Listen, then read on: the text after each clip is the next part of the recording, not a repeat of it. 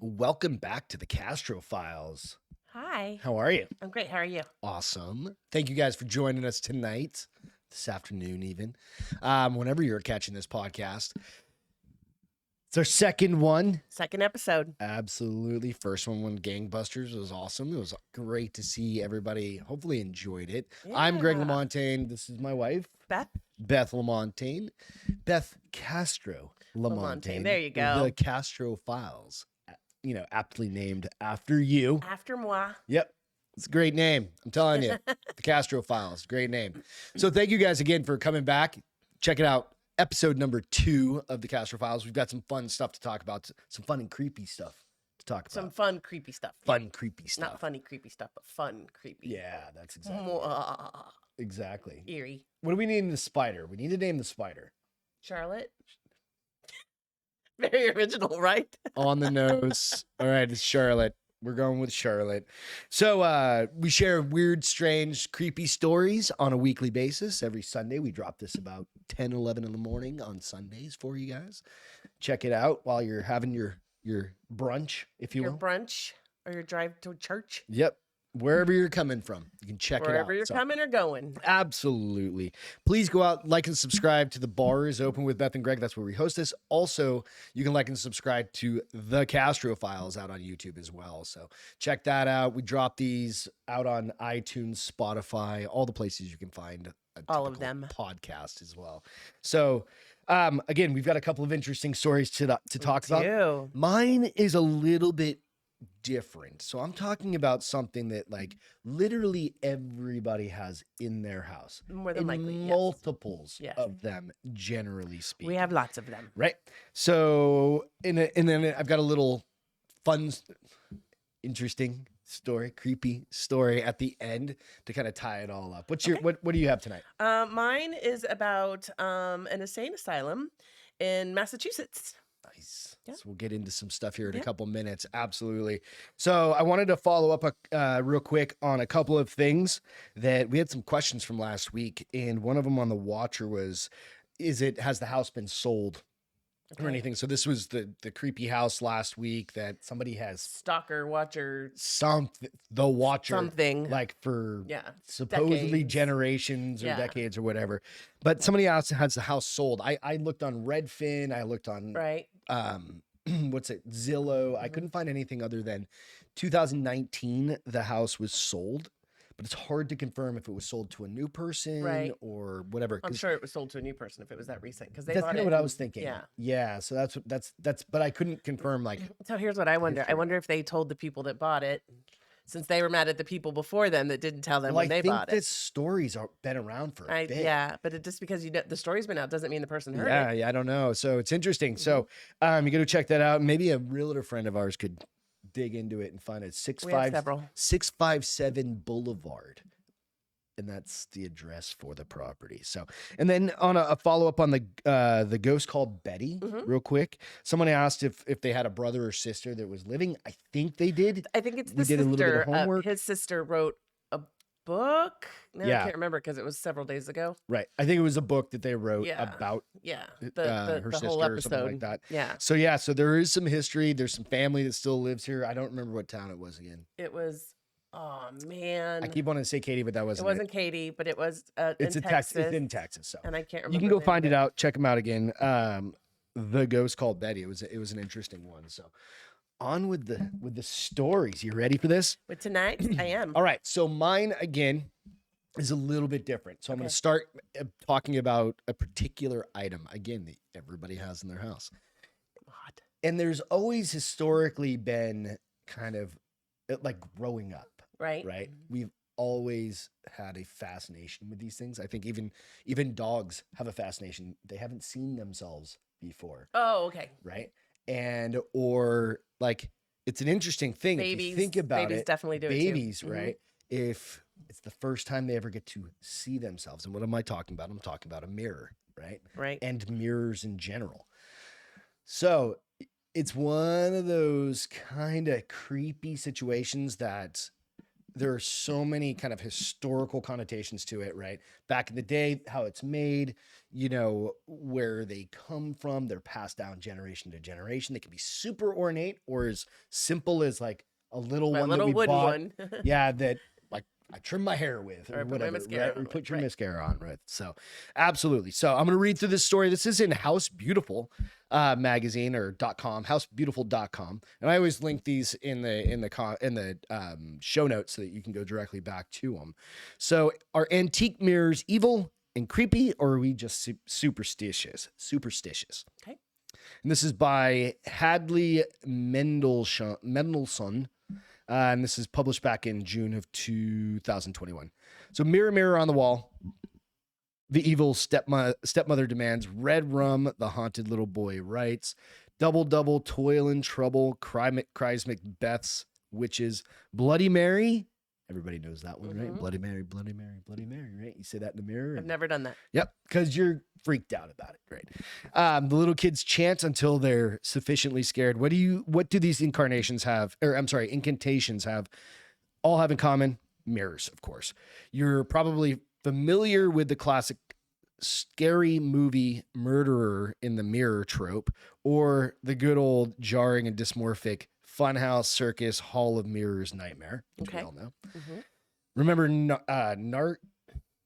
Narcissus? I don't know that one. I can't remember it. I was trying to think of it, and I forgot to look it up earlier. Oh. Nonetheless, he's the one who became so beholden by the vision of his own face in the surface of water, the original mirror, that he actually died of thirst as to not disturb the reflection. Right.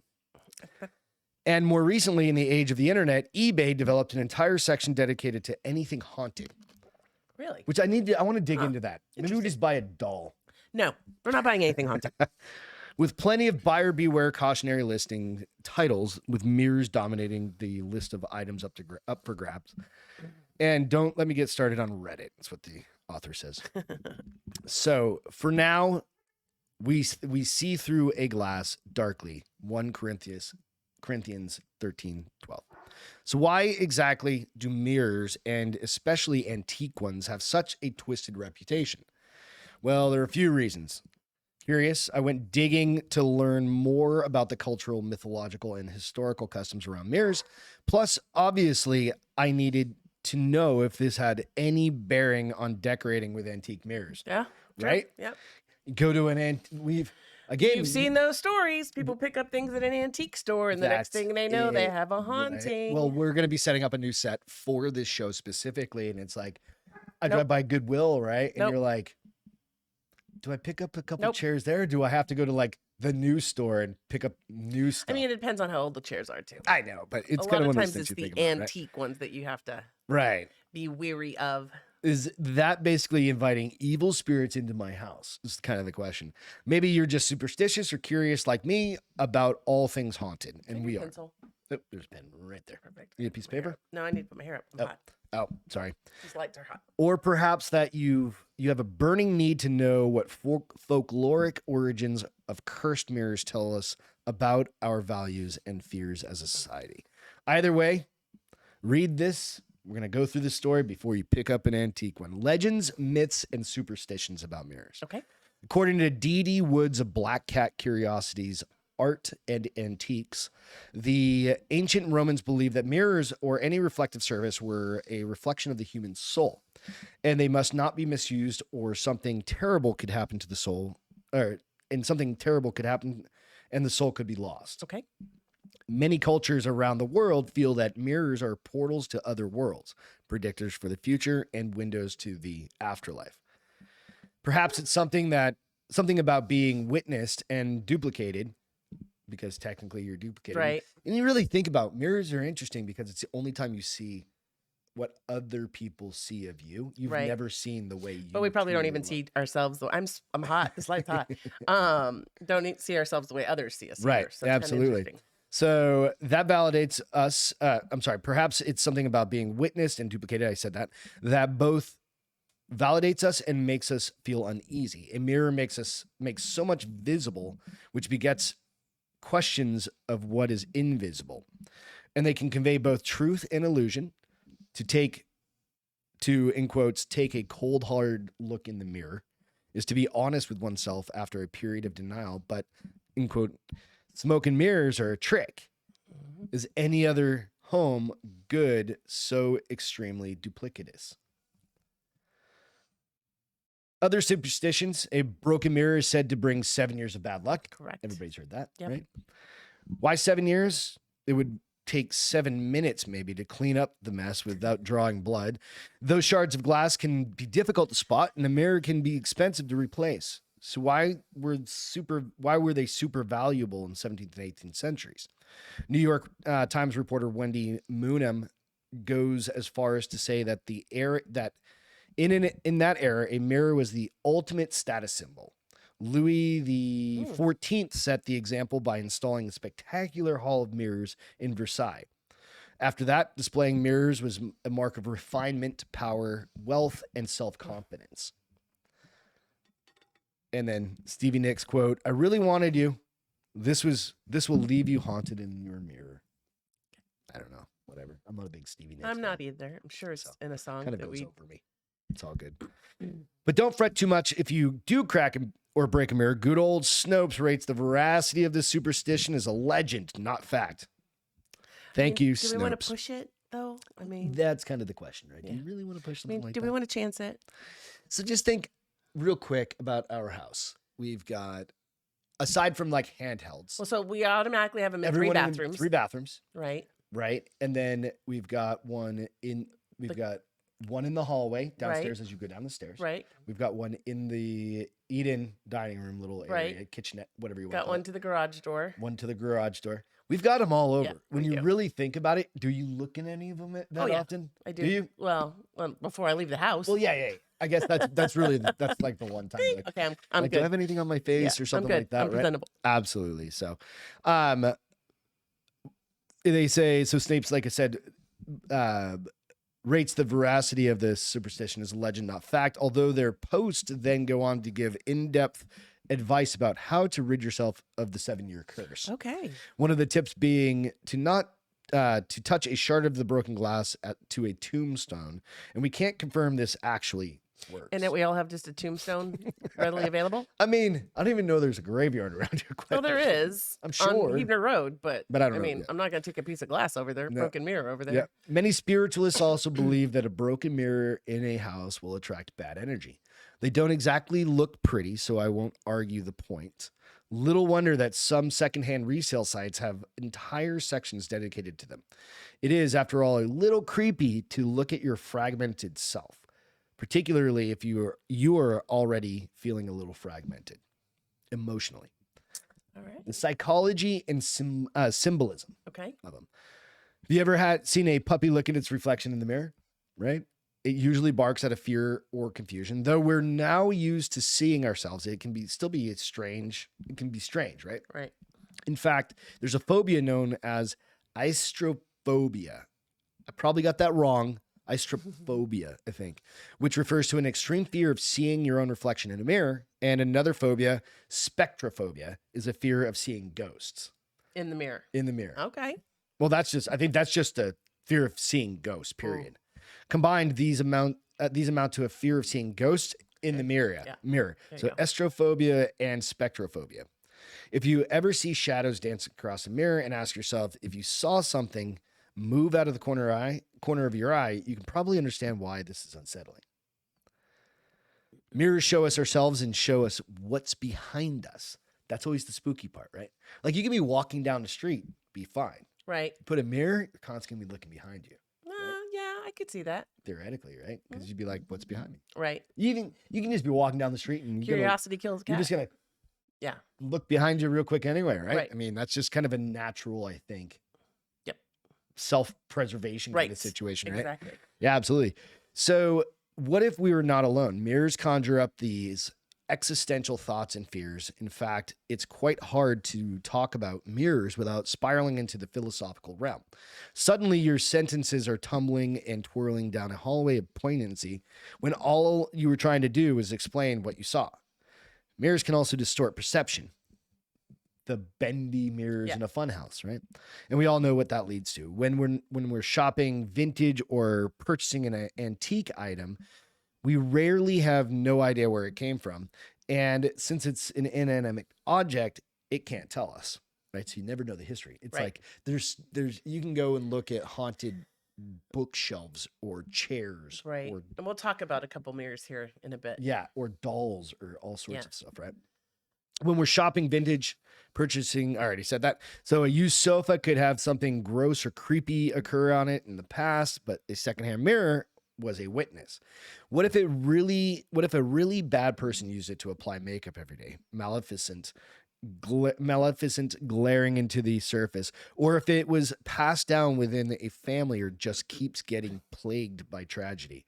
Chalk it up to my wild imagination, but there's something unnerving about staring into your own reflection in a piece of glass that also projected a gruesome murder 50 years ago. And I say this as a collector of vintage mirrors, the author's a collector of vintage mirrors. And also potentially, I'm discovering as I write this, perhaps a mild case of estrophobia with comorbidity of spectrophobia. So try not to take it too seriously or let it deter you from getting a vintage mirror of your dreams. Now we go into the mourning, death, religion, and meaning of mirrors. Our paranormal obsession may very well be linked to our discomfort with mortality and with pain of grieving a loss in Western culture. A ghost is all about the past that lingers in the now, a crossing of the realms. So it's no surprise that mirrors, which often look like windows and bounce light, are associated with origin stories with being portals or windows, right? We've heard that. To another realm. Inverted, perverted ones.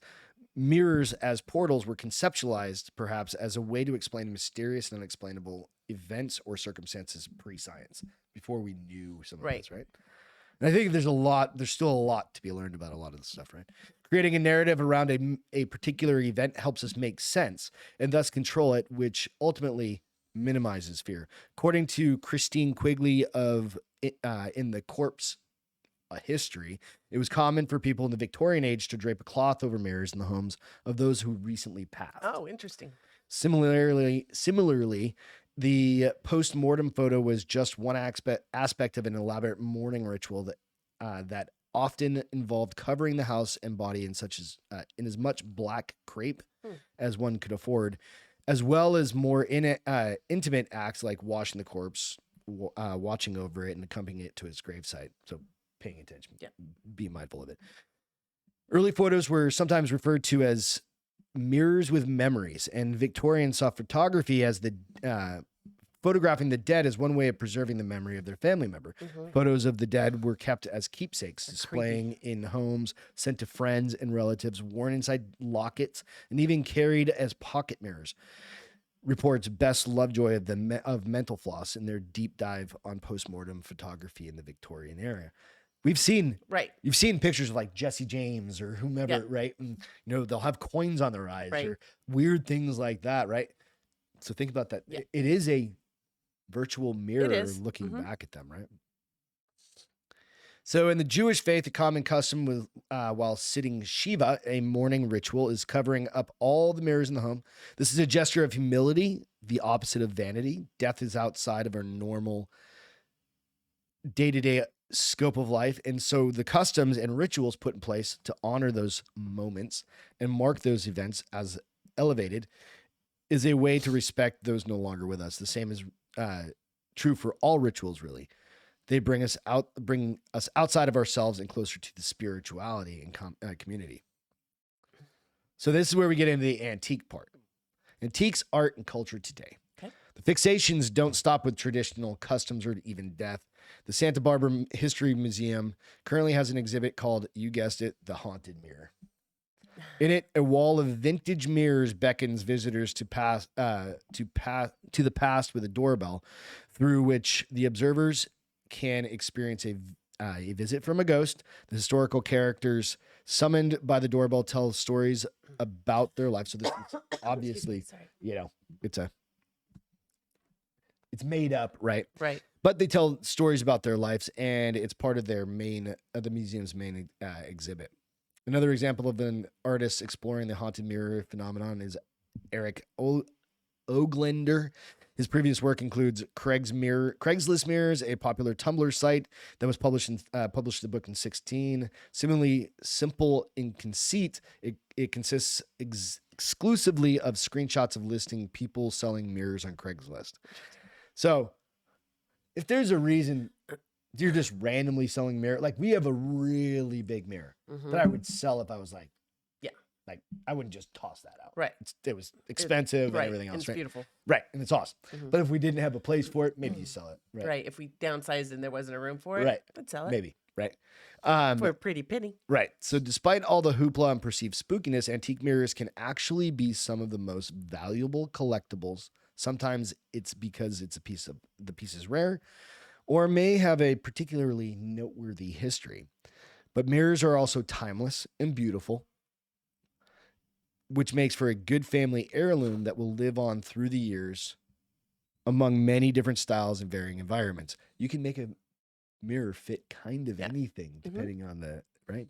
They hold up so well in that way. Around the mirror. Right. That, like art, it makes them a beautiful decorative accent transcendent of our own lifespans. So that's the history. Well, here's the crazy thing. So Zach Baggins Haunted Museum, they have a great one. They have a mirror that we went in that room. Yeah, and we stayed in there I didn't stay in as long as you guys did. I was like, and I'm out. That Bela Lugosi. I think it was his, but then it also witnessed a murder. Like somebody in his family that passed it down through the years got murdered in front of it. And the theory is like if you're standing in there and you just stare at it. They did what was it? The Haunted Museum show, right? And a girl, they had video of her. She just like fell over. Yeah. But the other thing too is that you can make portals if you face a mirror to a mirror.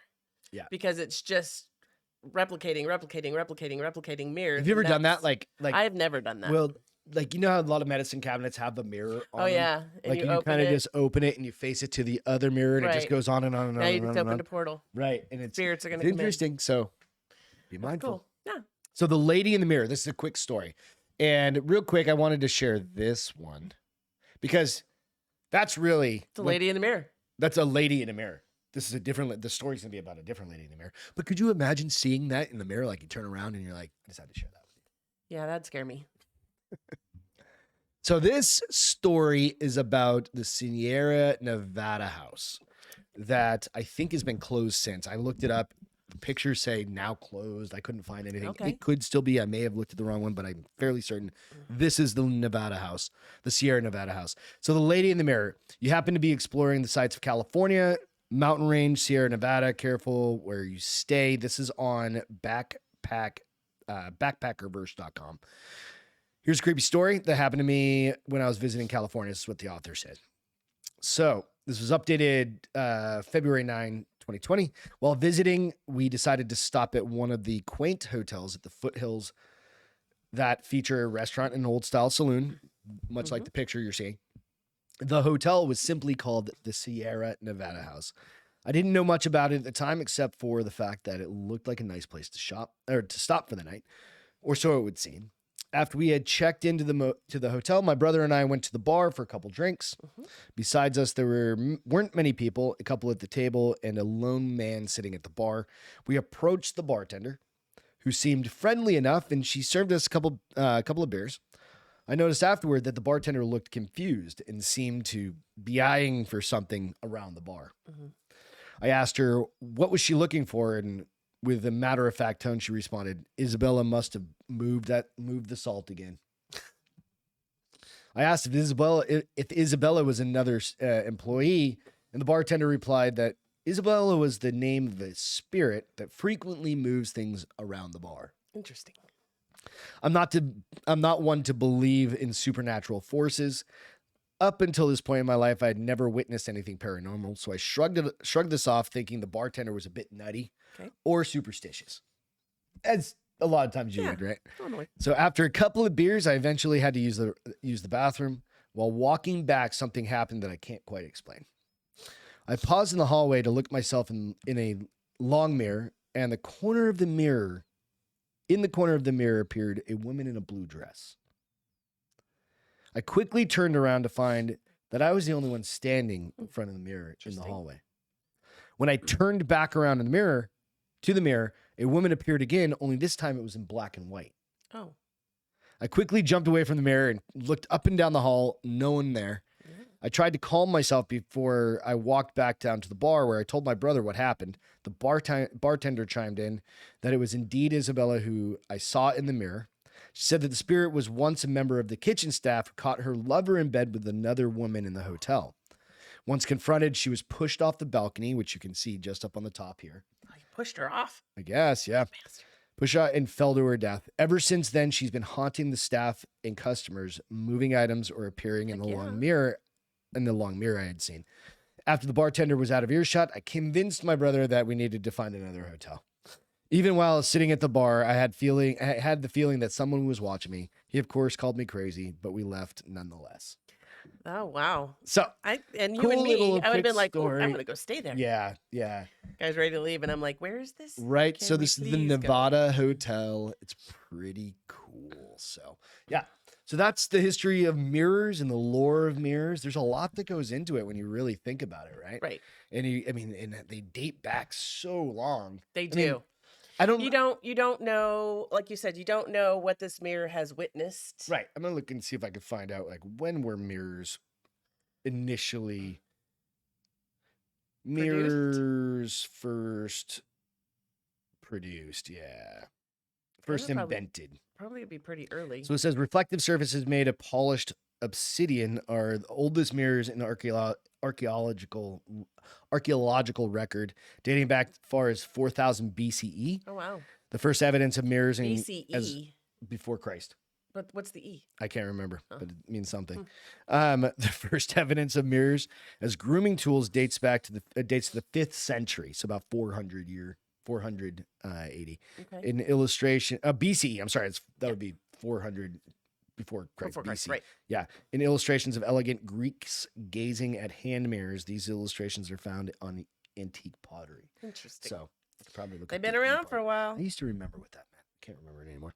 Anyway, so yeah, just keep that in mind when you're looking in a mirror and it's dark. And in an old hotel, in an old hotel or an old restaurant. It's fun stuff. That's crazy. Absolutely. All right, what do we got, honey? So I'm going to read you a story called To Raise the Devil. It is a story out of the Ghost Stories 2-box box set by, where's her name? Hannah J. Tiddy. T-I-D-Y, Tiddy? Tiddy. These are true stories. So they're true crime, paranormal stories, demon encounters, poltergeist, and unsolved cases. Cool. So let me begin the tale of To Raise the Devil. And forgive me, I'm getting over a cold. Dun, dun, dun.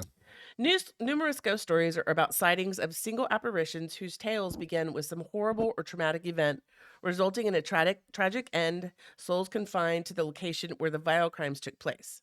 But when a site is subject to the constant visitation of more than a single spirit, then that story would be indeed a horrifying haunting. Asylums have always been sites of hauntings, and for good reason. During the early times, these places treated as the graveyard for the mentally ill. During the pre-dawn of modern medicine and enlightened interpretation of psychology, the insane and the mentally disturbed were discarded by their family and sent away to faraway institutions, which was very common. The doctors at these institutions had a free hand with performing horrific experiments on these patients, and all in the dubious name of science. Little wonder, then, that ghosts of the hundreds of disturbed innocents who were tormented and killed haunt many of these asylums. One of these asylums, and I was thinking about this, it's located in Massachusetts. It's called, today it's called the Taunton State Hospital, located in Massachusetts. Okay. It's one of the most horrific places where the devil himself was said to have walked through the halls. Jeez. The hospital opened in 1854. It was formerly called State Lunatic Hospital. Isn't that crazy? Yeah, I don't think you're. And we don't even use like the term Lunatic. asylum Nope. anymore, let alone like the state lunatic. Yeah. So it was called the State Lunatic Hospital in Taunton and served as the second state asylum. Ironically, it was built per the specifications of a doctor named Thomas Kirkbridge, who advocated treating all mentally ill patients with care and compassion. They could be the best advised through positivity and good feelings, not by being shunned or fearing themselves as most people would have an incline to do. So this is It's the the doctor. gentleman Nice. who opened it. The building of the hospital followed his designs, including a large campus for patients to wander around with recreation rooms and comfortable bedrooms. The patients were supposed to have sunlight, fresh air, good food, and plenty of space to move around. It had bridgeways to keep the wards connected to the hospital's infirmary wing. The hospital was aesthetically beautiful and quite pleasing to the eye. So that's it in its original That's state. the original. Okay. If you go to the next picture, it does show you a picture of the connections. So Okay. I thought that was really kind of cool too. The breezeway or whatever the Yeah, catwalks, I guess they'd be yeah. called. Well, they called them what they call them. Anyways, Yeah, they no worries. connected them. They're like catwalks, like what we have nowadays. The in a lot of outer cities. beauty, however, could not hide the inner ugliness that was taking place in its hollowed walls. The history is bloody, murderous, and painful. Thousands of patients tortured and several staff members over the years have reported stories of being victims themselves of some paranormal phenomenon. So this place did not close until 1975. That's crazy. Right. That's like less than 50 years ago. I was 5. Yeah. Yeah. Taunton itself hosted several infamous people within its wall. Thomas Hubbard Sumner, the inventor of the Sumner line, was one such patient who spent his last days in the hospital. Convicted serial killer Jane Taunton was also sentenced to life there, and her story is quite She's chilling. a serial killer and she goes to an insane asylum. I mean, Presumably she's like locked down I'm in sure. her own room permanently. So Toplin, who lost her mother when she was a child, was raised by her father, who was an alcoholic and eccentric madman named Kelly the Crack. He left his 2 daughters at the Boston Female Asylum and vanished. Jane was adopted as a servant for the well-to-do Topin family and took their last name. As she grew up and trained to be a nurse, she started using her patients as her guinea pigs, dosing them with various drugs such as morphine and atropine. Jesus. She claimed that the sight of the patient when they were close to death aroused her sexually. Whoopsie. Knocking lights over. I don't know if you caught that. She claimed that the sight of the patients when they were close to death aroused her sexually. Okay, weirdo. She would dose them, get in bed with them, and hold them close as they passed away. She later moved back to her hometown, where she killed her foster sister, as well as attempted to seduce her widowed brother-in-law after the gruesome fact. With her foster sister dead, she tried to convince her sister's husband that she loved him by poisoning him, only to nurse him back to health. She also poisoned herself to gain sympathy from him. These attempts to get her brother-in-law's attention did not work, and he sent her away from their home. Investigations of her previous murders led to her arrest, where she confessed to having killed more than 30 people. They sentenced Jane to life at the Taunton State Asylum. Her ghost, no doubt, still haunts the halls, drawing people closer to death and holding them tightly as they pass into the void. That's crazy. That's creepy, right? Madness, violence, and murder ran rapid within the halls of Taunton, while many patients housed within the facility were genuinely disturbed. What far more frightening were the secret activities of the doctors and the staff themselves at this facility. They do all sorts of crazy shit. According to local legend, this site was the site of cult activity and devil worship. Rumors of patients routinely sacrificed to Satan and other demons. By the doctors? Staff members allegedly brought the most helpless of patients down to the basement to be offered to the Dark Lord as sacrificial lambs. Some patients who, after hearing about the rumors of what transpired below, refused to be brought down to the basement. Because of this, they lost their outside privileges. So if they wouldn't go to the basement, if you they wouldn't weren't be sacrificed, you're going to have to stay in your room. Yeah. Probably a good trade-off. What exactly happened in the basement, we can only speculate. A vast number of staff members report the basement remains icy cold even in the middle of summer, and numerous cold spots move throughout the entire hospital. Even today, strange markings and blood cover the walls of the basement where those rumored murder rituals took place. No doubt, possibly hundreds of lost souls are still trapped within these haunted corridors, trying to reach out in the only way they know how. Jeez. One staff member decided he would like to see the truth for himself. As he walked down to the length of the stairs, he stopped on the final step, unable to move further. Rooted to the spot, he described what he could only be a paranormal experience. As he closed his eyes, he felt every single case of torture and pain that each of the tormented souls trapped within the hospital went through. He raced back upstairs and resigned from his job that very day. Even now, he has trouble explaining what he saw and went through and remains traumatized by his experience. Here's a example of like some of the rooms, just one of the rooms with like the medical gurney, and it's got like I presume those are some sort of devices, like stirrup kind of things or something like that. Just to give you some kind of like a current color, right, of like what this place potentially looked like.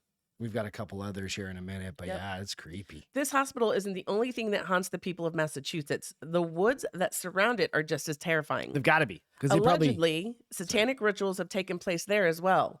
People have reported hearing the groaning moans, desperate cries, and anguish calls for help in the night. Banging noises are a daily occurrence, as are flashing lights and strange cold drafts. Some of the later staff reported seeing a man in white walking around the corridor of the 3rd floor. He flickers in and out of visibility, becoming physical and then vanishing, coming and going as he wishes. Sometimes he's simply a shadow that crawls along the wall in a slow, terrifying manner, as though looking for something. Other times, he becomes a solid figure striding across the hallway in a rage. The apparition is always male, but no one ever sees his full face. Residents have reported that he stands in the corner of their room and watches them silently. Okay. Could you imagine? Switching on the lights, he vanishes immediately, his face always hidden from the shadows.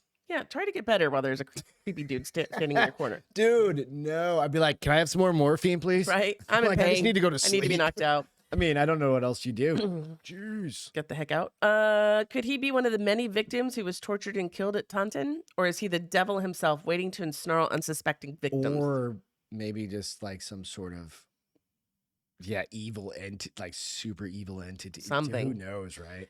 Did the doctor, through their heinous acts of brutality and murder, actually manage to raise Satan himself? Is the victim or perpetrator?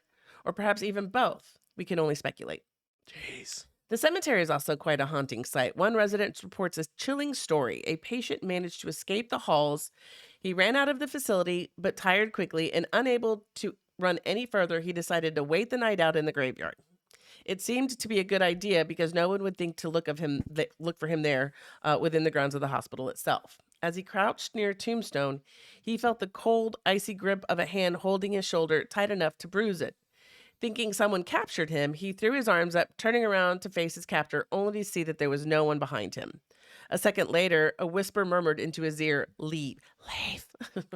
It repeated itself again and again. Leave. Panicked and terrified, the man ran back to the hospital where he spent the rest of his days. He didn't try to escape again. Were both the ghastly hand and the disembodied voice of the ghost attempting to warn him to escape the halls? Or was it the devil himself? Like he needed to leave out of that whole place, right? Or was it the devil himself trying to frighten the man into staying? Only one can wonder. Doors slam, lights flash, and icy chills occur within the rooms of the facility at any given time. The shadows dance, but not in a pleasant manner. The silhouettes speak of unimaginable horror, of the hundred of innocents whose bloodshed in an attempt to bring the devil to life within the walls of the facility. It is not surprising that this has become one of the most haunted places in the United States of America. Taunton State Hospital, supposedly a sanctuary for the mentally disturbed, where they might find peace and solace of spirit, became something else. Doctors meant to be their caretaker turned into their captor as they used them as sacrificial lambs for slaughter, cutting into them and offering them as baits to satanic rituals. Whether it's the psychotic criminals like Jane Taunton or the innocent victim whose family shipped them off, thousands are trapped souls within the halls to this day, their souls not finding a way out of the mental institution. So here's my thought. Okay.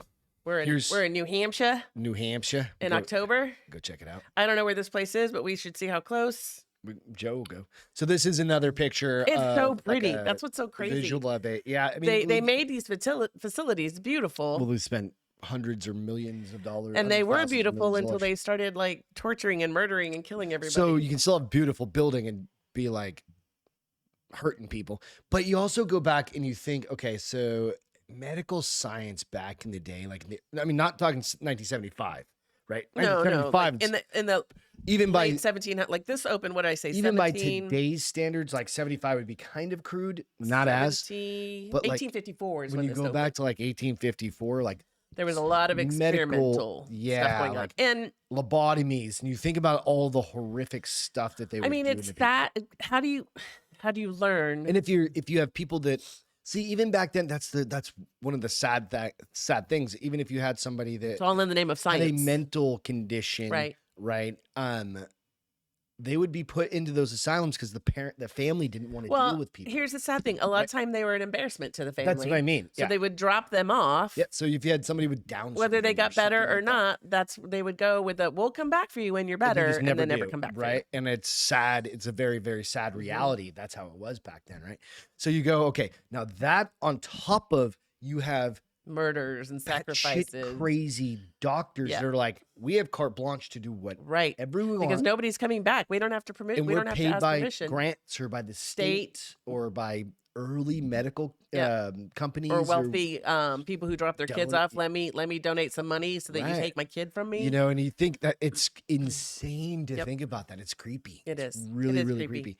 But there are, I mean, and that's one of the things. There are a lot of quote unquote insane asylums or asylums. No, they just call What them was it? hospitals. What did they call it originally? What was the first name of that? Oh man. I just can't think. There was a term, but it's okay. It's okay. That's right. That's right. But you go back and you go like they're just kind of standing in waste. State lunatic hospital. Lunatic hospitals, right? Yeah. I remember living in Salem, Oregon, and there was I think they called it.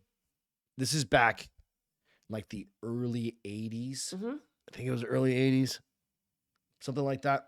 But there was an insane asylum down there, Oh really? and I think it was still called an insane asylum. I think it probably in was downtown still. I don't think they started changing those names until like Salem.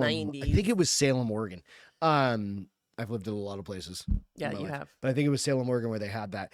And you know, you go, dang man, it's like, but you have mass murderers I know. or serial killers or Serial whatever killers, that are yeah. in there with like somebody that may just have a psychiatric Or issue. just a learning Or disability. yeah, you know, now you're developmental putting disability. murders and disabled people together, Right. and you're And it's hoping for the this best outcome. weird petri dish of things that can happen, and no wonder I it's do haunted. think Ghost Adventures have been there before Oh, really? because it looked familiar in some of the other pictures. Okay. I could be wrong, but I feel like I've seen it before. And if I'm thinking correctly, there was a lot of activity. Yeah, Yeah. I can So, imagine. yeah. It's such a big build. Those things are huge Yeah, too. it's Like you saw a couple of huge. pictures. I'll Yeah. pull one back up. I'll pull the first one back up here. I mean, that's mean, just it the front looks- of it. And it's There I mean, are a ton. it almost looks like a Capitol building. It's so There are a big. ton where somebody is standing on a roof, and it's obviously very old, so it's Yeah. starting to collapse. collapse. And so he's standing on a roof, and one of the buildings collapsed, but it still goes out, like several more buildings out. You know, Yeah. so it's Creepy, crazy. creepy. So those that are was our my story. stories for the evening. Thank you guys so much. Hey, do us a favor. If you have a particular type of story, like you want to talk about aliens or the chupacabra, Or something that Or- you've experienced. yeah, something you've experienced, please just reach out to us. You can find DM us us. on Instagram. Yep. I'm at Greg_Lamontagne. She's at Lamama 07. LAMAMA07 Yeah. on Instagram. You can find us there. You can also direct message us. Bars open. The bar is open with Beth and Greg. You can go out there and check us out there. That's where I'll be posting these pictures out to the bar is open and to the Castro files on Instagram as well. I wish I could have found a smoother one, all right. but It is what it so is.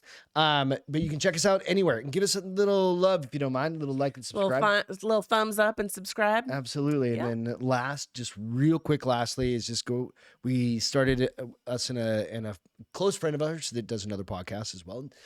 Started Minor League Studios. You can find all of our links out there. So minorleaguestudios.com or on the Instagram page. So if you're interested in starting your own podcast, you can go check that out as well. And that's it for this That's evening. it, guys. We will see you next week. Bye. Have a great week. Cheers. Have a great night. Take care.